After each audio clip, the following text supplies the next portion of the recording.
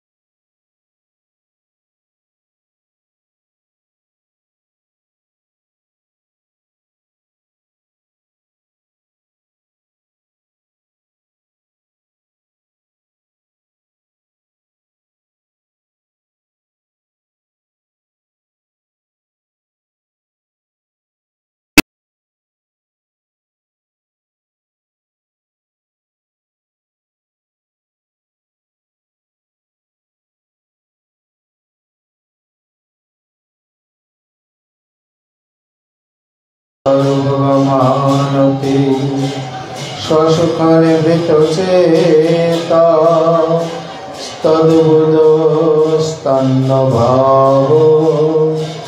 तजितरुचिरलीला पृष्ठसारस्तदीयम्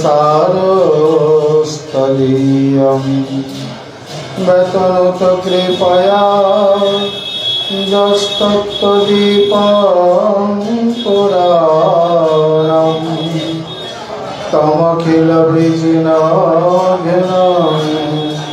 वैश्वसूनं नतोऽस्मि।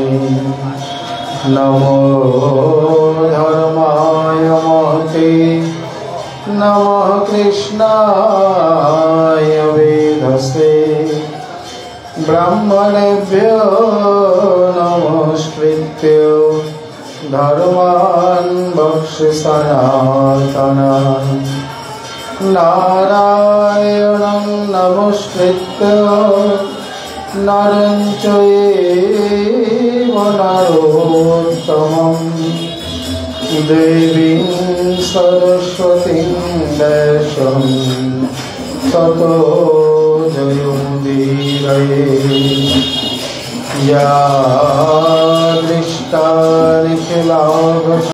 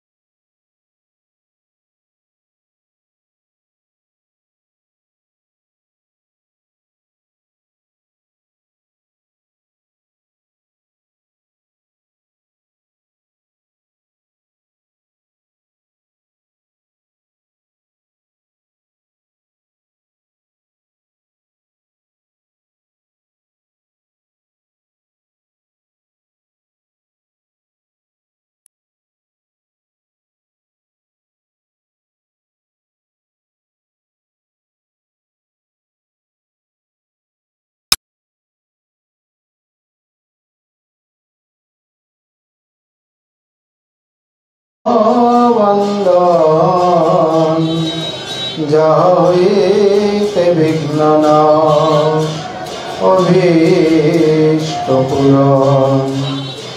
বাঞ্ছাকল্পতরুভ্যশ্চ কৃপা সিন্ধুভ্যৈব চ পতিতানাং পাবনেভ্যো বৈষ্ণবেভ্যো নমো নমঃ। সবশ্রোতা বৈষ্ণবে চরণে নমস্কার, সবে মিলে চরণ ধুলি শিরে দাও আমার।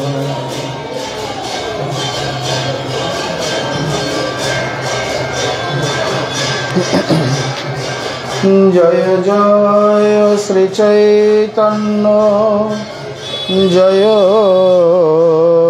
নিত্যানন্দ, জয়াদ্বৈত চন্দ্র জয় গৌর ভক্তবৃন্দ। ভক্তগোষ্ঠী সহিত গৌরাঙ্গ জয় জয়।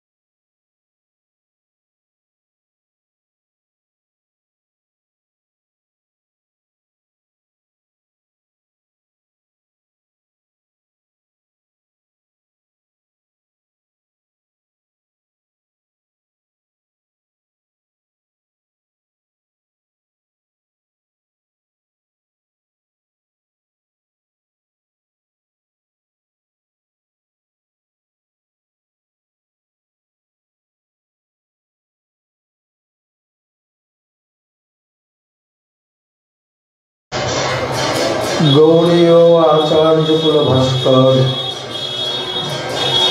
পরম বিরক্ত শিরোমণি কবিকুল মুকুটমণি বিশ্ব বৈষ্ণব রাজসভা সভাজন ভাজন শ্রী শ্রী রাধা কুণ্ডাশ্রয়ী শ্রী শ্রীল কৃষ্ণদাস কবিরাজ গোস্বামী চরণ তদীয় অমর মহাগ্রন্থ শ্রী শ্রী চৈতন্য চরিতামৃতে মধ্য লীলায় অষ্টম পরিচ্ছেদে শ্রী শ্রী রায় রামানন্দ সংবাদ প্রসঙ্গে প্রশ্নোত্তর বিভাগ বর্ণন করতে গিয়ে বলছেন, মুক্ত মধ্যে কোন জীব মুক্ত করি মানি, কৃষ্ণে প্রেম যার সেই মুক্ত শিরোমণি। কতক্ষণ আরতি করে?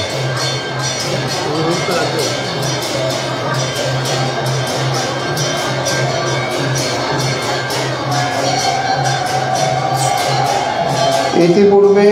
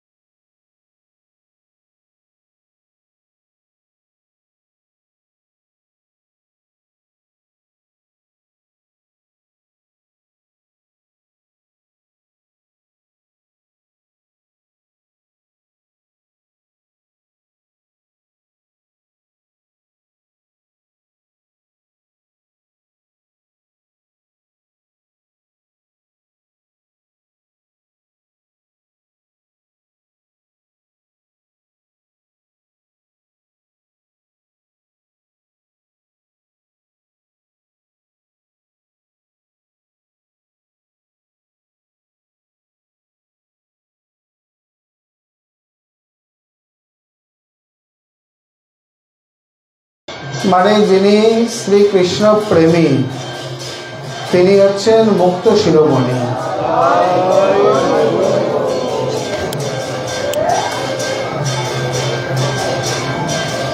প্রায় দুটি প্রশ্নোত্তর একই রকম হয়ে গেল। রাধাকৃষ্ণের প্রেম যার সেই বড় ধনী, আর কৃষ্ণের প্রেম যার সেই মুক্ত, তেমনি তার জীবনেই সব থেকে শ্রেষ্ঠতম ধন।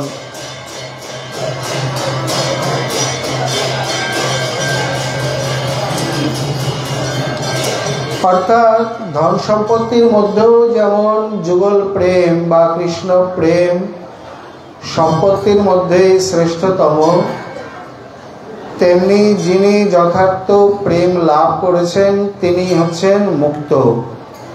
শুধু তাই নয়, মুক্তগণের মধ্যে প্রধান। এখানে একটু ভিন্নতা আছে।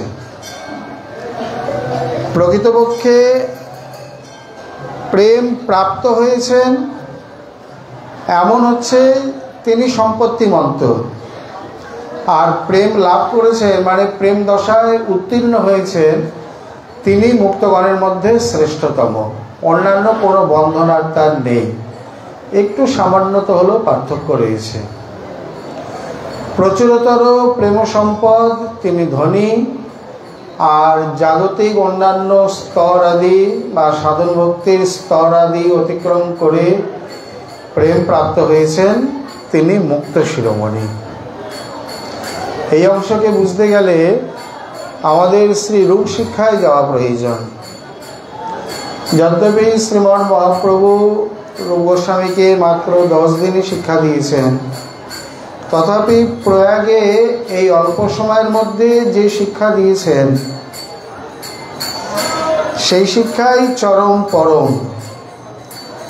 এখানে মহাপ্রভু মুক্ত জীবের প্রকার ভেদ বা যথার্থ মুক্ত কাকে বলে তাকে স্পষ্ট করে দিয়েছেন।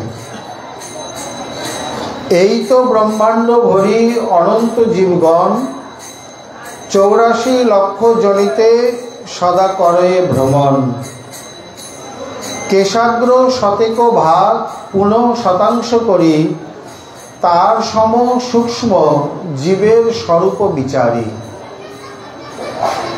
এই তো ব্রহ্মাণ্ড বলি মানে এই ব্রহ্মাণ্ডের যে জীব জগৎ, সেই জীব জগতে অনন্ত জীবগণ। এখানে তিনি বলছেন মমৈবাংশ জীবলোকে জীবভূত সনাতন, তারই অংশে বা তারই অংশেতে অসংখ্য অনন্ত জীব কণা বা জীবগণ ভ্রমণ করছে। কিভাবে? 84 লক্ষ জনিতে বিবিধ প্রকারে, তার মধ্যে কেশাগ্র শতভাগস্য, অর্থাৎ একটা কেশের অগ্রভাগ তার শতভাগের পুনঃ 1 ভাগ। বলতে গেলে কেশাগ্র শতভাগস্য শতাংশ সদৃশাত্মক জীব সূক্ষ্ম রূপ এয়ং সংখ্যাতীত হিচিৎকণ। কেশের অগ্রভাগকে শতভাগ করলে তার শতাংশ সদৃশ স্বরূপ হচ্ছে জীবের সূক্ষ্ম স্বরূপ। এই জীব চিৎকণ এবং সংখ্যাতীত। শুধু চিৎকণ নয়, তিনি সচ্চিদানন্দকণ। ভগবানের মধ্যে যে সচ্চিদানন্দত্ব রয়েছে ওই অংশটুকুর মধ্যেও তাই রয়েছে। একটা কেশের অগ্রভাগ তাকে আবার শতভাগ কতটুকু হয় কল্পনা করা যায় না। এই জগতে ইলেকট্রন, প্রোটন, নিউট্রন ইত্যাদিকে ভেঙে ভেঙে আজ অনেক ভাগে, তার থেকেও আরও আগে গিয়ে ভাঙছেন। এখানে ভাগবতে একবারে বলে দিয়েছেন সূক্ষ্মানাম অপি অহং জীব। ব্রহ্মাণ্ডের মধ্যে সূক্ষ্মতম বলে যদি কিছু থাকে, সূক্ষ্ম নয়, সূক্ষ্মতর নয়, সূক্ষ্মতম, তা সেটি হচ্ছে জীবাত্মা, যাকে গবেষণাগারে কোনো মতেই বোঝা যাবে না, ভাগ করা যাবে না। এ অবিভাজ্য, বিভাজ্য, একে বিভাজন করা যায় না। এবং একে উপলব্ধি করতে গেলে তপবনে বসে তপস্যার দ্বারাই উপলব্ধি করতে হবে, মানে আত্মজ্ঞান বা আত্ম উপলব্ধি, আত্ম সাক্ষাৎকার লাভ। গবেষণাগারে কোনোদিন গবেষণা করে হবে না। এই জগতের সব থেকে সূক্ষ্মতম তো তাকে বললেন, আমরা যদি বলি সূক্ষ্মতম জীব ইত্যাদি বলতে ভাইরাস, ব্যাকটেরিয়া ইত্যাদি যাকে খালি চোখে দেখা যায় না, তার মধ্যে যে সূক্ষ্মতম জীবাত্মা আর এই জগতের বৃহত্তম প্রাণী যে নীল তিমি সাগরে, যার জিহ্বাটাই একটা বড় হাতির মতো, এর থেকে বড় প্রাণী আর নেই। ডাইনোসর ইত্যাদি থেকে অনেক অনেক গুণ বড়। মানে সাগর ছাড়া এর থাকার মনে হয় জায়গাও নেই, যে সাগরে অনায়াসে বিহার করে।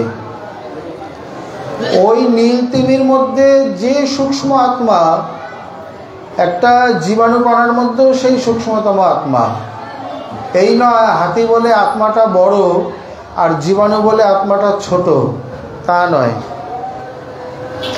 অনুবীক্ষণ যন্ত্রাদি আমরা বাদ দিই, অনেক সময় খুব ভালো করে লক্ষ্য করে দেখবেন গ্রন্থ আদির মধ্যে খুব সূক্ষ্ম সূক্ষ্ম পোকা ঘুরে বেড়ায়, কোনোটা একটু লম্বা, কোনোটা গোল, এইভাবে খুব ভালো করে যাদের চোখের দৃষ্টি ভালো তারা দেখতে পায়। এক ধরনের পোকা আছে একটু লম্বা রূপালী মতো, এগুলো তো খুবই গ্রন্থ কাটে, এগুলো দেখা যায়। এছাড়াও বর্ষা দিতে বা ভিজে স্যাঁতস্যাঁতে জায়গায় ফাঙ্গাস ইত্যাদিতে খুব সূক্ষ্ম সূক্ষ্ম পোকা হয়। আচ্ছা চিন্তা করুন তো, তার কোথায় মুখ, কোথায় নাক, কোথায় চোখ, কোথায় পেট, কোথায় পাকস্থলী, কোথায় শ্বসনতন্ত্র, কোথায় জননতন্ত্র, কোথায় রেচনতন্ত্র, কোন কোন কারখানায়, কোন ল্যাবরেটরিতে, কোন বিজ্ঞানী, কোন শ্রম শিল্পী তৈরি করেছেন।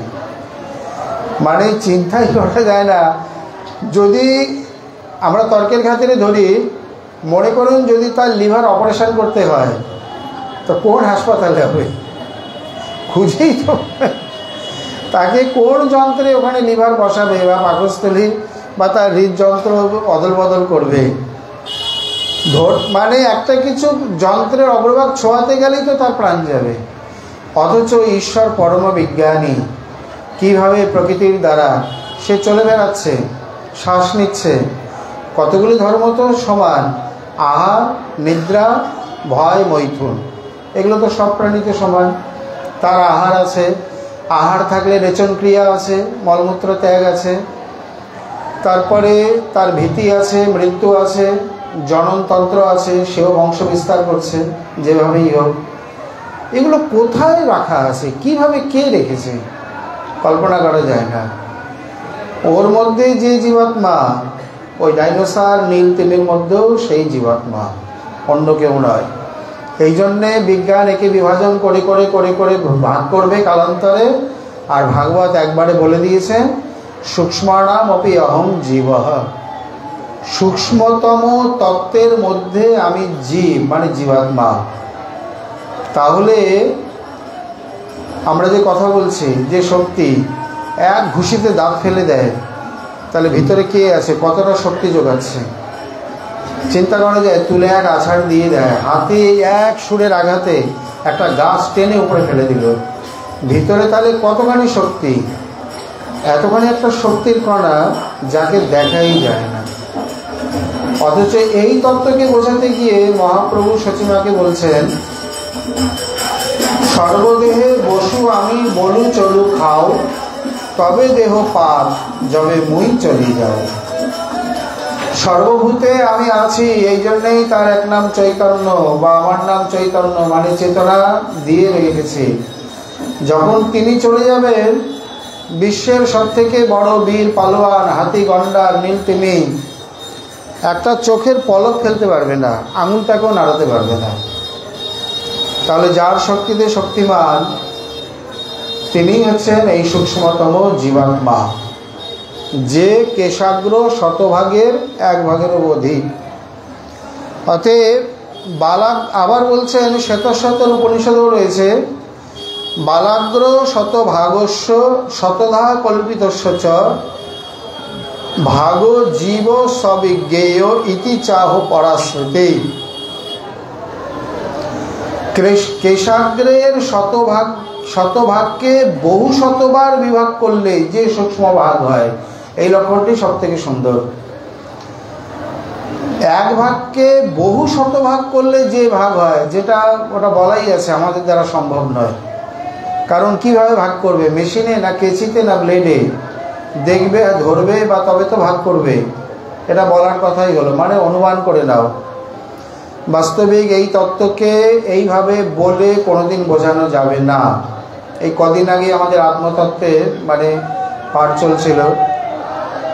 উপনিষদে রয়েছে যে তত্ত্বকে বুঝতে ইন্দ্রের 106 বছর লেগেছে।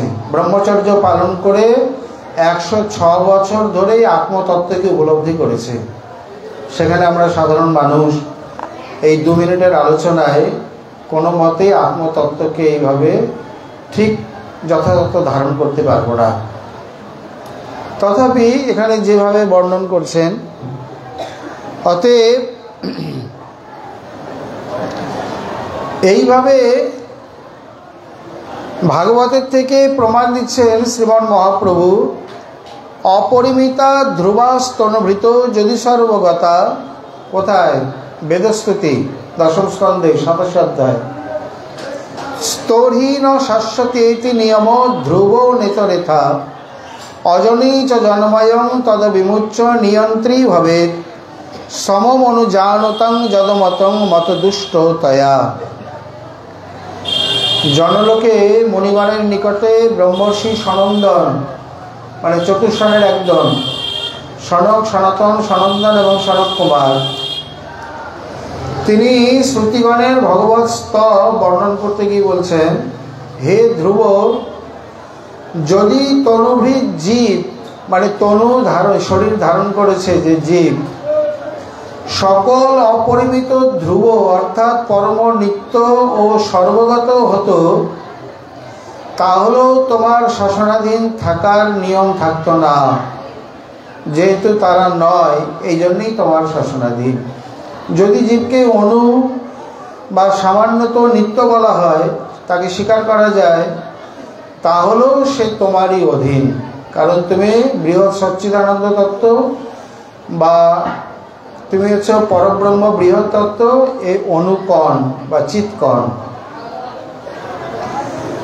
জন্ময় হয়ে, অর্থাৎ যে ভাবেতে তারা জন্মগ্রহণ করেছে, তার অপরিত্যাগেই নিয়ন্ত্রণ হতে পারে, পরিত্যাগে কোনো নিয়ন্ত্রণ হয় না। অতএব যারা জীব, তারা তোমাকে এক করে জানে, তাদের মতবাদে দূষিত। এক কথায় বেদস্তুতি খুব কঠিন, বৈষ্ণব দর্শনের উপাধি পরীক্ষার পাঠ্য। এখানে যা বললো, কি বোঝা গেল কে জানে। তার এক কথায় বলতে চাইছেন, যারা তোমাকে এহেন তত্ত্বকে এক করে মনে করে, মিলিয়ে মিশিয়ে, তাদের মতটা মতদুষ্ট, তাদের সিদ্ধান্ত সঠিক নয়। সোজা কথায় বাস্তবিক যাকে বেদে উপনিষদে বারবার অদক্ষস তত্ত্ব, অক্ষ ইন্দ্রিয়, অক্ষজনিত ইন্দ্রিয় জন্য যে জ্ঞান যার নিম্নে অবস্থান করে, তিনি হচ্ছেন অদক্ষস তত্ত্ব। অথবা যত বাচা নিবর্তন্তে অপ্রাপ্য মনসা সহ, যেখানে মন, বুদ্ধি, বাক্য ইত্যাদি গিয়ে ফিরে আসে, তাকে নিরূপণ করতে পারে না। বেদ যাকে নেতি নেতি করে ন ইতি ন ইতি ন ইতি ইত্যাদি করে বিচারই করে গেছেন, স্থাপন করতে পারেনি। আর এই ভগবান দূরে থাক, ভগবানের শক্তি যে মায়া, আচার্য শঙ্কর তাকেই কত প্রকারে বলেছেন। কখনো বলছেন অস্তিত্ব নেই, অথচ মায়ের কার্য আছে। অস্তিত্ব নেই, কার্য আছে, কি ভূত নাকি যে দেখা যায় না অথচ গলা টিপছে? এ তো সেই রকম হয়ে গেল। আবার কখনো বলছেন কাপি সদ সদ ভ্যাম, কখনো আছে কখনো নেই। সৎ আছে, অসৎ অসৎটা নেই। কাপি সদ অসৎ ভ্যাম, ঠিক করে পরিষ্কার করে বলেন, বুঝতে পারছি না। আবার কখনো বলছে কাপি অনির্বচনীয়া, তাকে ঠিক করে বলে বোঝানো যায় না। এই অতিরিক্ত মায়া মায়া করতে করতে ভাষ্যের নামই হয়ে গেছে মায়াবাদ ভাষ্য, মায়া ভাষ্য।